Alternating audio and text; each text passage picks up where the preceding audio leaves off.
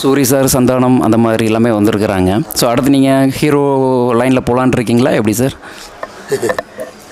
எந்த லைன்லேயும் போகலாம். சினிமாவில் லைனில் இருந்தால் போதும், லைம் லைட்டில் இருந்தால் போதும்.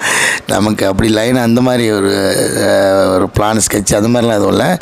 நம்ம ஏன்னா இது வந்து இந்த ரோல் பிடிச்சி இது ரொம்ப நமக்கு நெருக்கமாக இருந்ததுன்னா இது பண்ணோம். ஸோ அந்த மாதிரியான கதைகள் வரும்போது பண்ணுவோம். மற்றபடி நான் இனிமேல் வந்து கேரக்டர் ஆர்டிஸ்ட்டாக இருக்க மாட்டேன். குணச்சித்திர வேடங்கள் நடிக்காமல் முழுசாக ஹீரோ நடிச்சிருவேன் அப்படின்றது கிடையாது.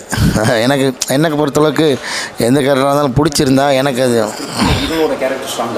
அப்படிங்களா? ஓகே, எனக்கு அது மாதிரியான வாய்ப்பு அமைதுன்னு நினைக்கிறேன்.